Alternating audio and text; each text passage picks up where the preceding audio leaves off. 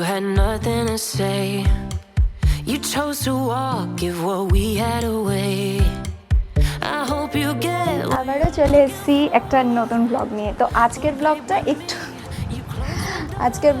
একটু অন্যরকম। তো আমি ভাবলাম যে আজকে সারাদিনের ব্লগ তো আমি সবসময় দিয়েই থাকি, তো আজকের ব্লগটা একটু অন্যরকম করি। আজকের ব্লগে থাকছে যে what's I eat in a day. তো আমি আলাদা করে কিছু হেলদি ফুড হ্যানা ত্যানা এইসব দেখাতে পারবো না, বলছে আমি প্রচুর মানে অল্প কোয়ান্টিটিতে অল্প খাই, কিন্তু ভুলভাল জিনিস খাই, সারাদিন খুব আনহেলদিই খাই। আমার বলতে কোনো সমস্যা নেই, কারণ আমার মনে হয় একটাই লাইফ বস। আমি তো নিজেকে কষ্ট দিয়ে কিছু করতে পারবো না। আমার দুটো তিনটে জিনিসই লাইফে খুব পছন্দ। আমার লোককে দেখে, লোকের জিনিস দেখে কোনো সময় হিংসা হয় না, কোনো দিন মাথা গেছে কার হঠাৎ করে লাইফে উন্নতি হয়ে গেছে, কে কী ভালো করছে না করছে সেটা নিয়ে আমার কোনো মাথা ব্যথা থাকে। আমার মেনলি মাথা ব্যথাটা থাকে সেটা হচ্ছে ঘুম থেকে উঠে আমি সকালবেলা থেকে কী কী খাবো, কী করবো, আর না তো মাসে একবার করে মনে হয় কোথায় ঘুরতে যাবো। তো সেই জন্য আমি ভাবলাম যে কেননা এটা নিয়ে তোমাদেরকে একটা ব্লগ দেওয়া যাচ্ছে আমি সকাল থেকে কী খাচ্ছি। তো চলো বেশি লেট না করে শুরু করা যাক। সকাল থেকে স্টেপ বাই স্টেপ ব্রেকফাস্ট থেকে রাতের ডিনার অবধি তোমাদেরকে আমি শেয়ার করবো যে আমি আজকে সারাদিনে কী কী খাচ্ছি। ওকে, চলো শুরু করা যাক। তো আমি এখানে এই যে ব্যাটারটা গুলেই রেখেছি, ঠিক আছে। এটার একটা ছোটোখাটো রেসিপি আমি একদিন শেয়ার করেছিলাম ইউটিউবে, ঠিক আছে।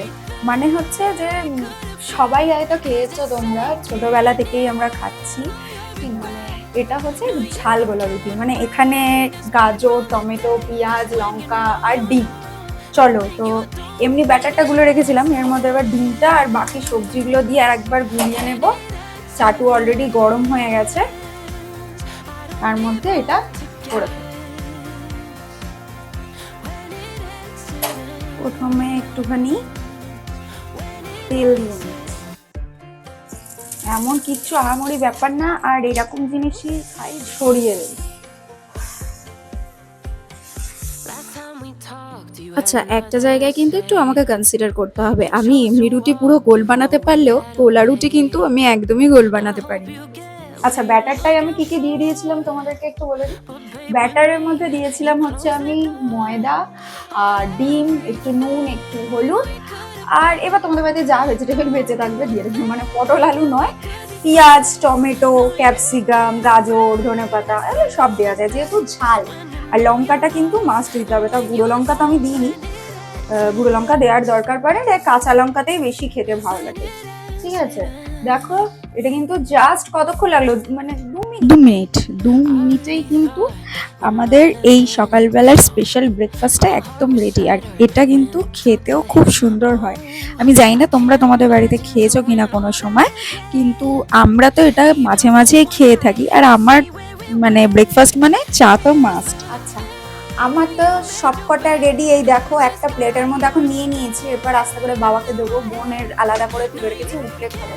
কিন্তু ব্যাপারটা হচ্ছে কি যে আমি তো খাবো, ঠিক আছে, আর আমি খেলে কিন্তু আমাকে একা খেয়েও খেতে, একজন আছে আমাকে কিচ্ছু খেতে দেয় না, সেই জন্য আগে থেকে এই দেখো মানে শসা বার করে নিয়েছি, একটু ধনেপাতা, গাজর রেখে দিয়েছি, এগুলোকে কেটে আগে ওনাকে প্লেটে দেবো। তাহলে আগে বাবাকে দিয়ে আসি, তারপরে হচ্ছে যে গুটলুর খাবারটা রেডি করে তারপর আমি খেতে বসবো। চলো দেখা হচ্ছে খাবার ফাবার রেডি করার পর। খাবি আইনুনি? খাবার এনেছি। ঘর মার বেঁকিয়ে দেখতে, দেখো কি হয়েছে। এছো এই যো ওর মুখটা দেখাচ্ছি, দেখ মুখটা তোমাদের দেখাচ্ছি, এবার দেখ কি হলো। ওকে নিউ কি হয়েছে, ঠিক আছে দাঁড়াও এখানটা রাখা থাক, আমি দেখাচ্ছি। আসলে সবু কিনু আমার সোনা না বোঝো না, এগুলো কিন্তু আর মেন খাবার না, মেন খাবার কিন্তু জল খায় না বলে এগুলো আজকে দিয়েছি। তো চলো আমি খাওয়াটাও কমপ্লিট করে নিই। ব্রেকফাস্ট করে আর দেরি না করে চলে এলাম দুপুরের লাঞ্চটা রেডি করতে। তো এখানে তো দেখেছো চিকেনটা আমি ধুয়ে রেখেছিলাম, আর এর জন্য নিয়ে নিয়েছিলাম আদা রসুন বাটা আর গোটা গরম মশলা, কাঁচা লঙ্কা কয়েকটা চিড়ে, কয়েকটা পেঁয়াজ নিয়েছিলাম একটা একটা করে খোলা ছাড়িয়ে নিয়ে, আর একটা জায়গায় কয়েকটা বাদাম আর একটা বড় টমেটো বেটে নিয়েছিলাম। ব্যাস, তারপরে একটু টক দই আর ঘরে ওই নুন ঝাল মশলা এগুলো দিয়ে আর আদা রসুন বাটাটা দিয়ে একটু বেশি করে তেল দিয়ে কিন্তু এটাকে অনেকক্ষণ মাখিয়ে রাখতে হবে, মানে মোটামুটি 1 ঘন্টায় রাখলে সব থেকে ভালো হয়, কারণ এটার ম্যারিনেশনটাই কিন্তু আসলে আজকের মাংসটা কিন্তু একটু অন্যরকম করব। তো আমি চলে এসেছি আবার মোটামুটি তোমার 0.5 ঘন্টা 40 মিনিট পর। তো চলো, ম্যারিনেট করা তো হয়ে গেছে, এবার রান্নাটা স্টার্ট করা যাক। আচ্ছা, এখানে কড়াই গরম হয়ে গেছে, তেলও দিয়ে দিয়েছি, তেলটাও গরম হয়ে গেছে, ঠিক আছে। এবার আমাকে চিমনিটা চালাতে হবে, তোমরা কিচ্ছু শুনতে পাবে না, আমি ক্লোজ মানে ভিডিওতে নিয়ে গিয়ে তোমাদেরকে এর পরপর কী কী ইনগ্রিডিয়েন্টস দিচ্ছি সেগুলো দেখিয়ে নেবো, ঠিক আছে। চিমনিটা চালিয়ে দিই।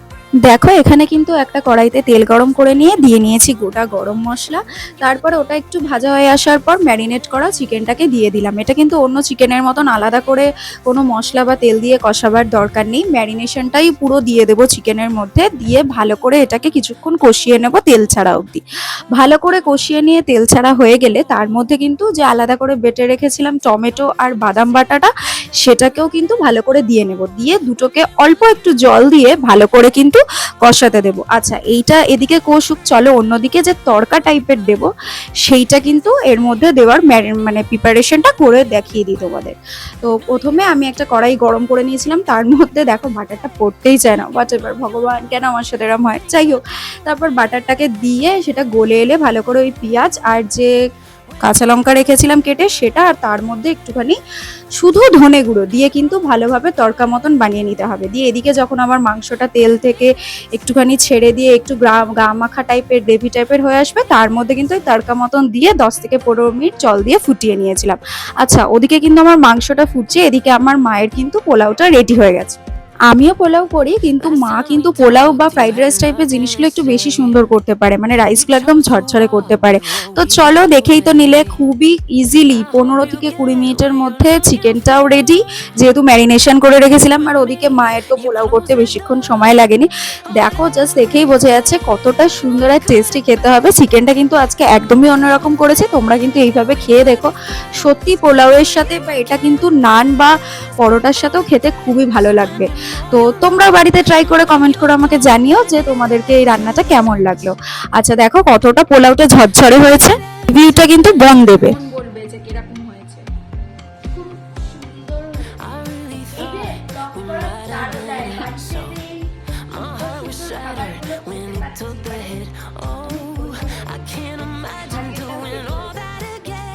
আচ্ছা, দুপুর থেকে আর সকাল থেকে তো অনেকই তেল ঝাল ঝোল খাওয়া হলো, সেই জন্য দুপুরের দিকে একটুখানি ভাবলাম যে খেয়ে দিয়ে উঠে একটু কোল্ড ড্রিঙ্কস খেয়ে নিই, যাতে এই সারাদিনের আজকের বাকি ধকলগুলোও কিন্তু সহ্য করতে পারি। কি স্টাইল হলো, কোথায় উঠে বসার স্টাইল হলো। তো ইভিনিং হয়ে গেছে, চলো আমরা এখন ইভিনিং এ কি খাচ্ছি সেটা দেখে না। ও পড়ে যাবি, এ ভগবান, মায়ের কাছে যাবো, চ। কোথায় যাচ্ছিস পিছন দিকে হেঁটে হেঁটে?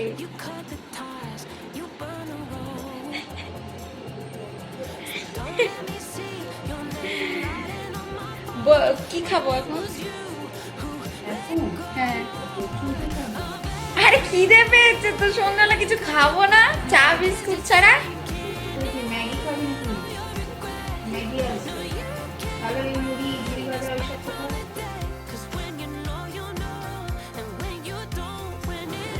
তো দিক মা ঝালমুড়ি মাখা, গরিবের ঝালমুড়ি মাখা, ওটা দিক, তারপর তোমাদের দেখো এই সেই মুড়ি মাখা। তো চলো, আমি ভাবলাম ভিডিওটা অনেক লং হয়ে গেছে আর তোমাদের বোর না করে আমি তো অলমোস্ট মেনু শেয়ারই করে দিলাম। রাতের মেনুতে কিন্তু ছিল চিলি মাশরুম আর রুটি। তো চলো, আজকের মতো টাটা, দেখা হচ্ছে নেক্সট কোনো ব্লগে।